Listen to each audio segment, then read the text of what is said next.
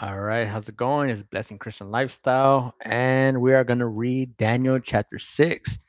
All right, so Daniel chapter 5, there's a writing on a wall, and then once again it says, Mene, mene, tekel upharsin. And the king is so desperate to get interpretation, he offers the third ranking of, all right, how's it going? He offers the third ranking of the kingdom, and Daniel interprets it. And once again, the interpretation was meaning God has numbered your kingdom and finished it. So the kingdom is going to be done. You have been waiting in balances and found wanting. Your kingdom has been divided and given to the Medes and the Persians, which is going to happen right now.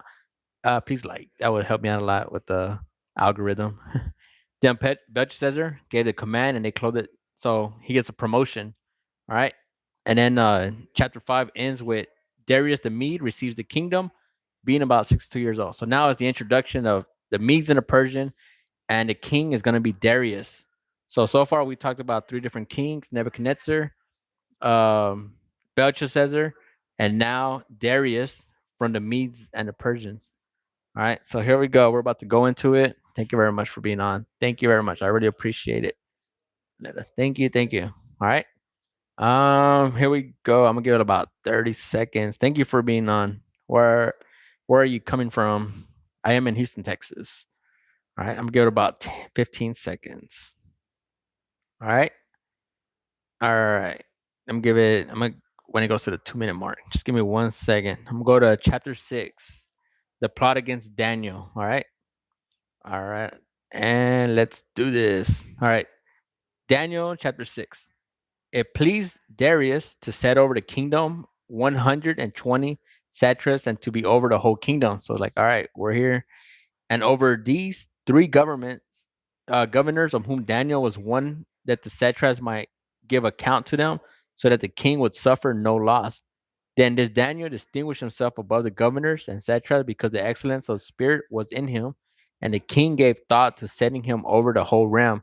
So he saw the spirit of God in him as well. So the biggest thing is, can people see the spirit of God in you?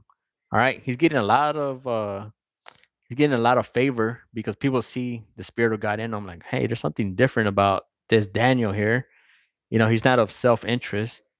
So the governor and satraps sought and found some charge against Daniel concerning the kingdom, but they could not find no charge or fault because he was faithful, nor was any error or fault found in him. So they try to, all right, let's find something wrong with Daniel here. All right. So this new government, they're a little envious of Daniel, like, hey, let's get rid of him. Let's find something wrong with him. And it says here, but they could not find no charge or fault because he was faithful, nor was any error or fault found in him. He was just an honest person. Another thing to remember is Joseph in the book of Genesis. Remember Joseph's brothers, uh, threw him into the well, into like the pit to die. Remember, he was very honest as well. All right. He was very faithful. All right. And he found favor and he ended up getting promoted into the house of the king in Egypt. All right. So that's huge. And right here, Daniel is doing the same thing.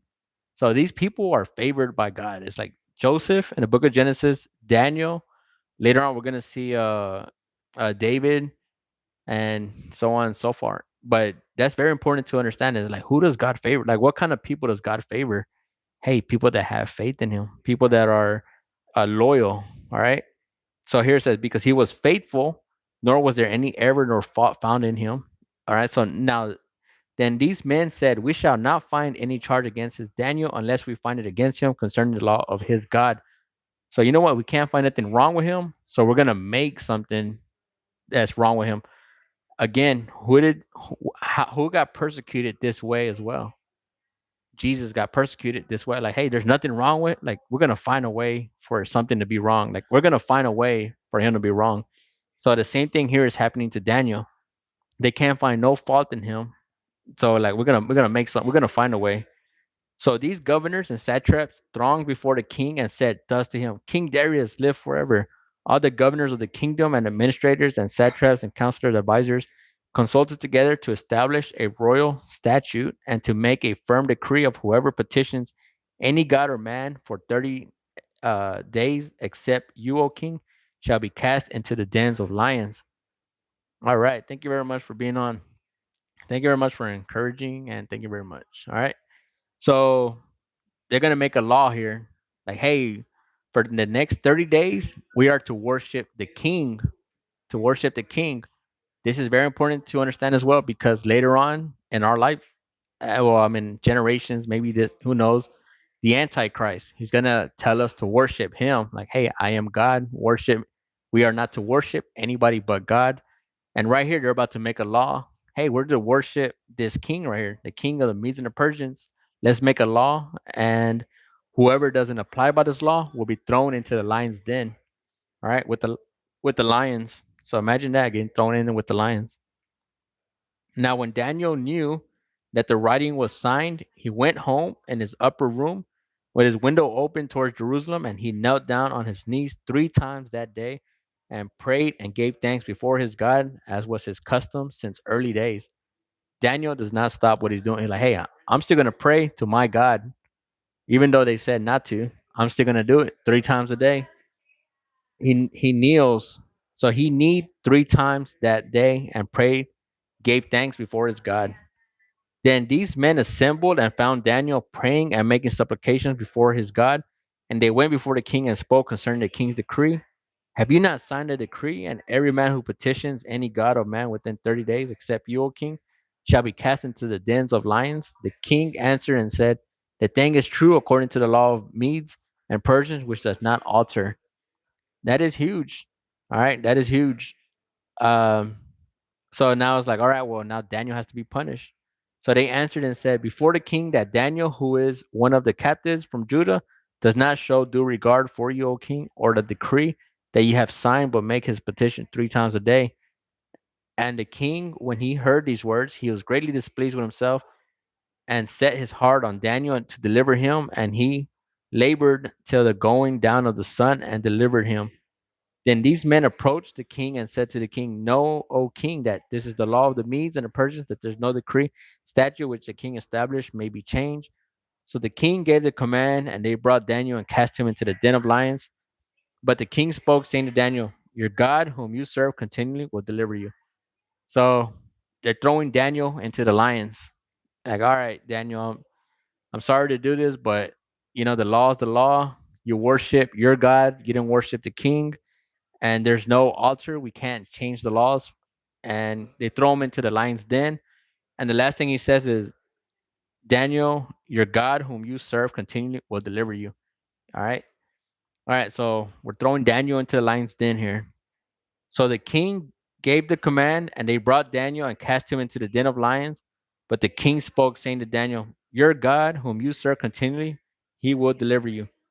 Then a stone was brought and laid on the mouth of the den, and the king sealed it with his own signet ring and with the signets of his lords, that the purpose concerning Daniel might not be changed. So they moved the rock, and there's no escape for Daniel. All right.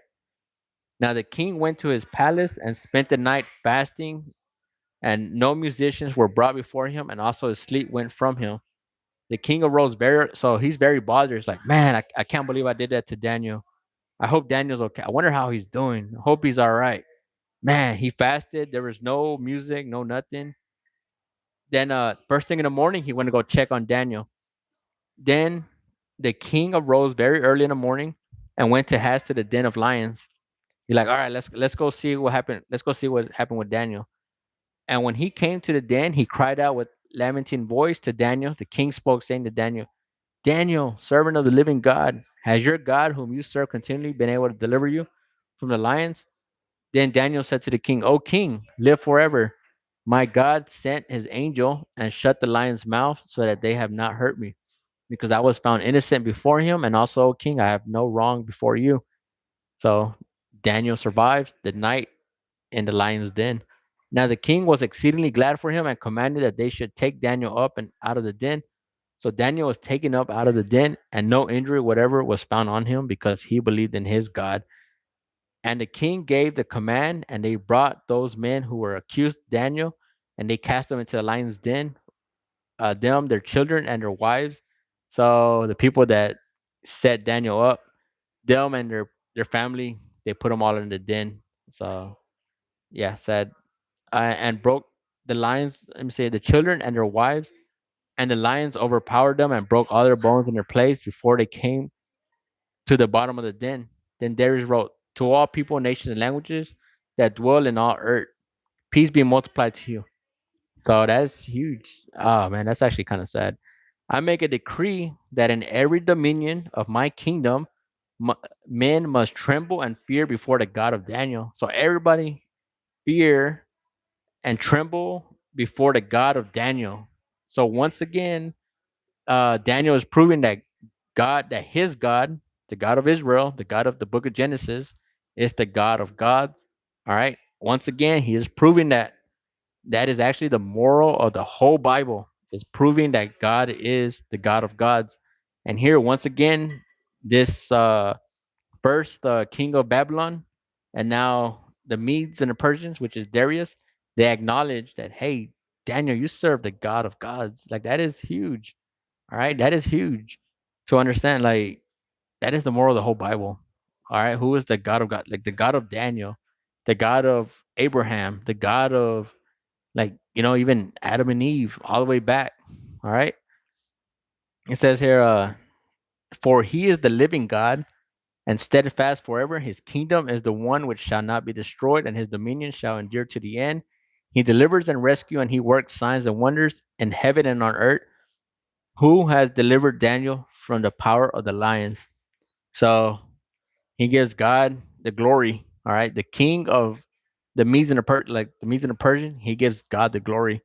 So this Daniel prospered in the reign of Darius and the reign of Cyrus the Persian. So we go from Darius to Cyrus now. All right. So then we're gonna go into chapter 7. Chapter 7 is gonna be a tough chapter. All right. I'm just gonna tell you, chapter 7 is the vision. So we're about to go into visions. That is huge. That is like the book of Revelation. All right. The Daniel chapter 7 is like Revelation. So that it's actually gonna be a tough chapter. I'm not gonna lie. Um, a lot of interpretation. A lot. There's gonna be a lot. Chapter 7 is. I'm probably not gonna read chapter 7 tonight because I want to be fresh when I do it, and I'm probably gonna wait that for tomorrow. But I'll probably start another. I'll probably read another chapter of another book for a little bit. But thank you very much for being on. I really appreciate it. That was Daniel chapter 6. Daniel chapter 6. Daniel in the lion's den. He survives. Not only that, but he brings glory to God. All right, he brings glory to God. Darius, he says, "Hey, Daniel serves the God of gods." All right, we should all fear the God of gods. That's literally what this Gentile said, and that's another thing to realize is like they're Gentiles here. They're not Jews. They're not from Israel. They're not Hebrew. All right, they're actual Gentiles. He's a Mede and a Persian, but he believes in this God of Daniel. Like, man, and he also sees the Spirit of God in Daniel. All right, so I'm gonna leave it at that. Thank you very much for being on. God bless you. Thank you very much. All right.